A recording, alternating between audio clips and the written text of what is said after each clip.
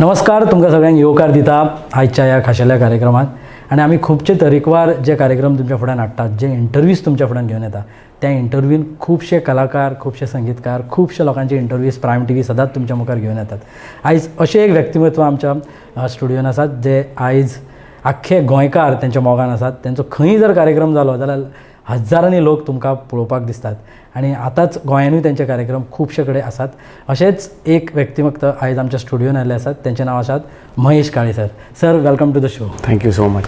Thank you. Sir, गोव्यात सगळी लोक तुमच्यावर भरमसाठ प्रेम करतात. आम्ही बघतोय जेव्हा जेव्हा तुमचे इथे कार्यक्रम होतात तेव्हा हाऊसफुल कार्यक्रम होतात. तुम्हाला कसं वाटतं गोव्यात? मला फार विशेष वाटतं. मी कुठेही गेलो तरी हेच सांगतो की मला गोव्यामध्ये गाताना विशेष आनंद होतो. त्याची दोन कारणं. त्यातलं एक कारण तुम्ही कोंकणी उलयतना पण म्हाका समजता. तुम्ही जसं म्हटलात तसं खूप लोक प्रेम देतात, अलोट प्रेम देतात मला. ते एक कारण. आणि एक आणखी महत्त्वाचं मुख्य कारण म्हणजे माझे गुरुजी गोव्याचे आहेत. अभिषेकी बुवा हे गोव्याचे आहेत. त्यामुळे माझ्या गुरुजींनी जिथे जन्म घेतला, जिथे त्यांची प्राथमिक जडणघडण झाली, त्या ठिकाणी ते ज्या वातावरणात होते त्या वातावरणात जाऊन तिथल्या श्रोत्यांना आपलं गाणं ऐकवणं ह्याचं फार वेगळं एक आनंद आहे, समाधान आहे. होय. पण कसा रिस्पॉन्स कसा असतो जेव्हा जेव्हा तुम्ही गोव्यात येतात? म्हणजे लोक तुम्हाला थांबतात गोव्यात जेव्हा? रिस्पॉन्स तुम्ही म्हटला तसंच असतो. आता ह्यापूर्वी मी जेव्हा आलो होतो ना, पावसाळ्यात आलो होतो. देवकी कृष्ण मंदिर इथनं फार दूर नाही आहे, ते मार्शलला आहे. मार्शलला मी आलो होतो तेव्हा मला ना कार्यक्रमाला जाताना तुडुंब पाऊस होता. तर काही मंडळी म्हटली, अरे बापरे, आज लोक येतील का? तेव्हा मी म्हटलं, माझ्या गोव्याची लोक आहेत ती येणारच. आणि तसंच झालं. ते जे तंबू बांधला होता तो तर भरलाच. त्याच्या पलीकडे लोक छत्र्या घेऊन त्या देवळाच्या पायऱ्यांवरती होती, रस्त्याच्या पलीकडे. आणि खूप छान ऐकतात. मागे दामोदर फेस्टिवलमध्ये माझं गाणं झालं होतं, तिथे तर लोक भिजत होते, त्यांना काही पडली नव्हती. तुमचा तो जो कनेक्ट आहे, तो एक इमोशनल कनेक्ट तुम्ही जे गाताना करतात, ॲक्च्युली मी करत नाही, तो असतो. काही श्रेय नाही आहे, ते नैसर्गिक आहे. म्हणजे त्याचं बटन कुठे आहे मला माहीत पण आहे तुमच्याकडे. तो जो कनेक्ट आहे तो आपल्या पण होतो. आणि तो गोव्यातल्या लोकांशी अगदी हमखास होतो माझा कनेक्ट. कारण एकदा मनं मिळाली ना की तो कनेक्ट आपल्या आपण होतो. मला खूप अप्रूप असतं गोव्यातल्या मंडळींना त्यांच्याकडे गाणं व्हावं, मग त्यांना आवडावं. त्यांना आवडतंय ना, मग मला त्यांना गायला लावायला आवडतं. तर माझ्याबरोबर लोक गातात. शास्त्रीय संगीत सहसा आपण पाहतो की बसून शांतपणे ऐकण्याचं असतं. पण आता ती वेळ आलेली आहे जिथे आपण शास्त्रीय संगीताचे संस्कार ह्या ऑडियन्सना गायला लावून करावे असं मला वाटतं. तर तेही करतो. त्यामुळे या सगळ्या गोष्टींना गोवेकर माझे मला खूप पाठिंबा आणि प्रेम देतात. मस्त.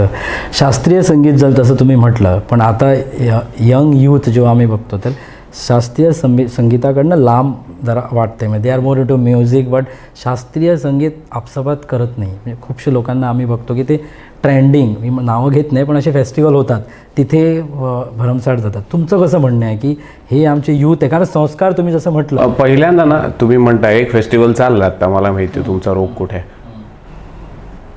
तुम्ही माझ्या गाण्याला आलात तर असतात पहा खूप खूप मंडळी. आता उद्या गाणं आहे तेव्हा मी वाट बघतोय. सगळी तरुण मंडळी येणार, मला खात्री आहे.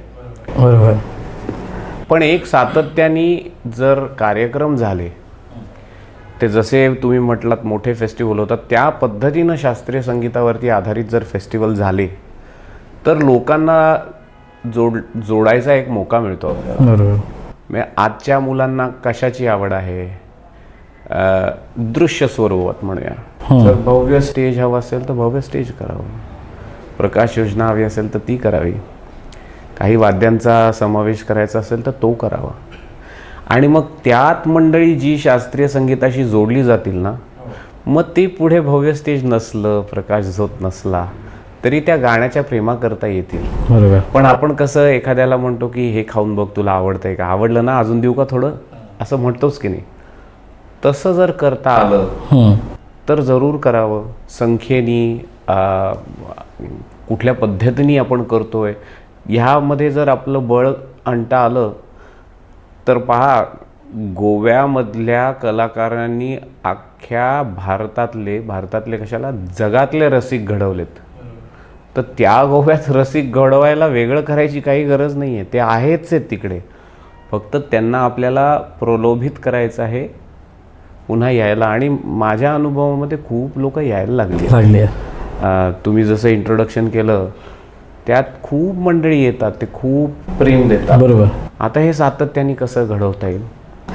सोशल मीडिया हा एक ट्रेंड आहे आणि तुम्ही बघतात की सोशल मीडियाच्या माध्यमातून तुम्हाला वाटतं की हे सोशल मीडियाच्यामुळे लोक ह्या सगळीकडे पलीकडे जातात, म्हणजे it is understanding and misunderstanding, ह्या दोन्ही गोष्टी सोशल मीडिया. काय आहे ना, कुठलंही माध्यम त्यामध्ये चांगलं किंवा वाईट असं नसतं. आपण माध्यम कुठल्या पद्धतीने वापरतो हे चांगलं आणि वाईट असतं.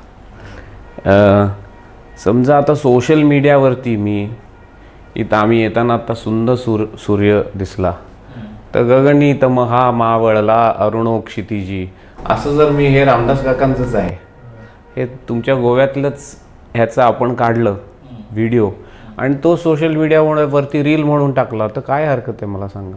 त्यांनी चांगलंच होईल. तर सोशल मीडिया जर, पुन्हा सांगतो, तो कसा वापरायचा लोकांनी हे ठरवू शकत नाही आपण. मग त्याच्यावरती आपण काय देऊ शकतो जेणेकरून आपल्या संस्कृतीच्या गोष्टी तरुण पिढीला सहज उपलब्ध होतील. बरोबर. यावरती जर विचार केला तर सोशल मीडियाचा चांगला वापरही करून आपल्याला घेता येईल. You are one of the youth icon. तुम्ही तरुण पिढी तुमच्याकडे बघताय यूथ आयकॉन म्हणून, आणि तुम्ही जर हे सगळं सुरुवात केलं किंवा गोव्यातनं जर सुरुवात होत असेल तर आम्हाला खूप खूप आवडेल. काही तुमचे प्लॅन्स गोव्याकरांसाठी, कारण सुरुवातच इथे झाली, जितेंद्र अभिषेकी बुवा इथेच होते आणि इकडनं सर काही प्लॅन गोव्यासाठी असेल का? माझे आहेत प्लॅन्स खूप. काही त्या प्लॅन्सच्या वाटेनी गोष्टी करायला पण लागलोय, पण अजून ते फलित स्वरूपात आलेले नाहीत. ते जेव्हा येतील तेव्हा आपण अजून एक इंटरव्ह्यू करूया. मी सांगेन, पण माझी इच्छा काय आहे मी तुम्हाला सांगतो. ज्या गोव्यानी जगाला इतके मोठे कलाकार दिले, त्या गोव्यानी तसे मोठे मोठे कलाकार देत राहावं, मोठ्या प्रमाणावरती श्रोता देत राहावं आणि आपल्या संस्कृतीचं जे दायित्व असतं ते करावं असं मला खूप वाटतं. त्या दृष्टीने मला जी मदत करता येईल ती मी अत्यंत मनापासून करायचं ठरवलेलं आहे. तुमच्या या माध्यमातून सांगतो, तुमच्यापैकी कुणाला मी आत्ता जे सांगितलं त्या पद्धतीने आपली संस्कृती बळकट कशी करायची, हे जर ह्याच्याबद्दल काही आयडियाज असतील तर माझ्यापर्यंत त्या पोचवा. आपण जरूर करू. माझं गोव्याचं माझ्यावरती ऋण आहे असं म्हणायला हरकत नाही आणि ते ऋण मी पूर्ण फेडू शकत नाही, इतकं प्रेम करतात. पण त्याचं काही अंश तरी मला जर फेडता आलं तर मी स्वतःला खूप भाग्यवान समजेन. आता ओव्हरऑल गोव्यात तुम्ही जर बघितलं तर म्युझिक म्हणजे भरून पडलं आहे आपल्याकडे, म्हणजे ते शास्त्रीय संगीत असू दे किंवा बाकी म्युझिक क्षेत्रात असू दे. तर इथे जर कोणी असे प्रोजेक्ट्स काहीतरी आणायचा विचार करेल, गोवेकरी जर करत असाल तर तुमचा त्याच्यात सहभाग कितपत असेल? 100%. शास्त्रीय संगीत कुठलंही सांगा मला, 100% सहभाग असेल. का नाही? भूगोल बघून तुम्ही करत नाही डिसिजन. गाणं चांगलं आहे का, आवडतंय का, तुमच्या हृदयाशी बोलतंय का, याच्यावर करतं.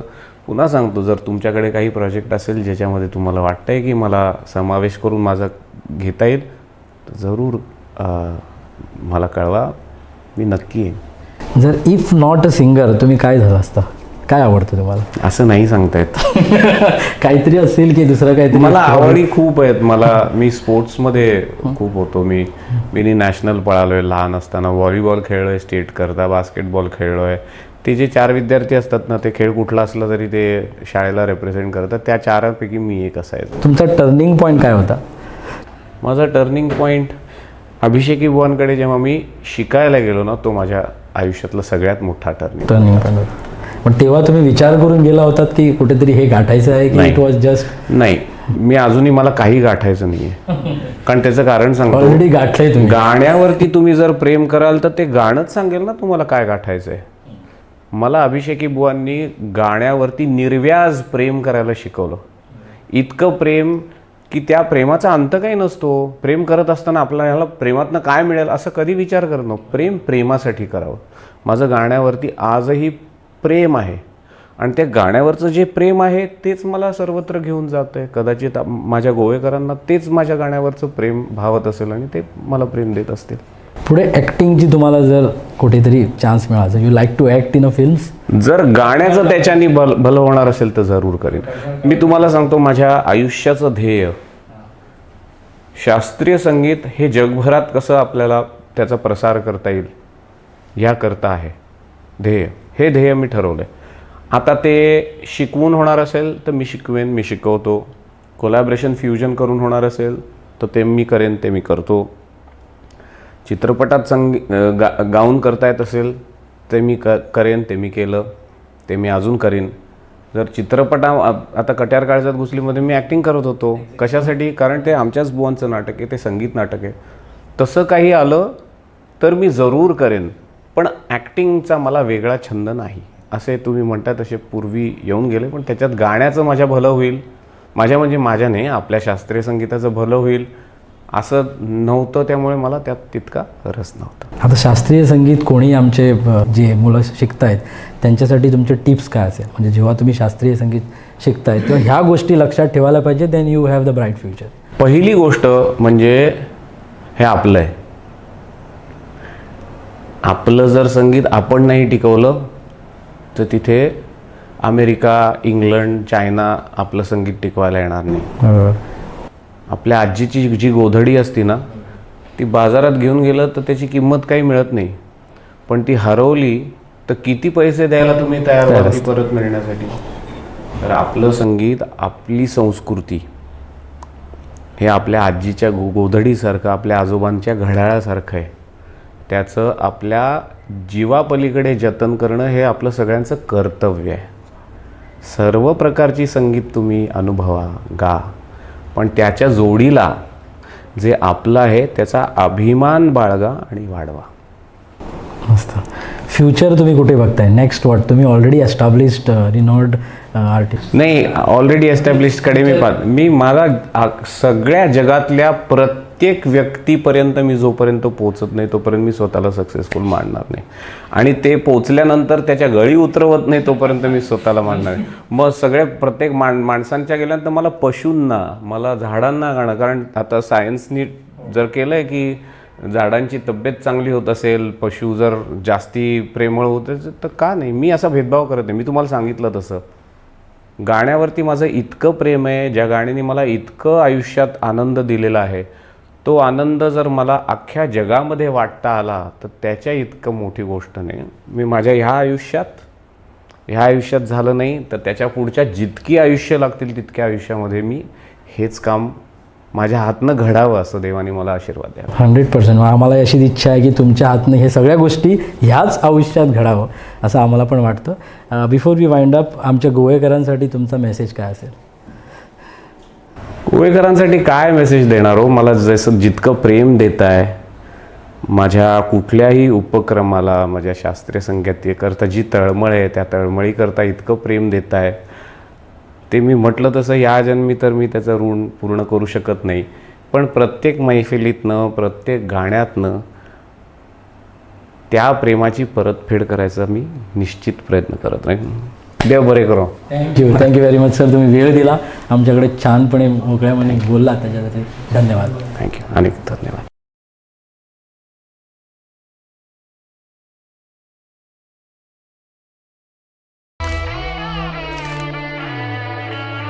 Da din din da din din da da din din da din din da dina di dina dina di dina din tu dina tu na katta dak dak dina din din da din din da tu na katta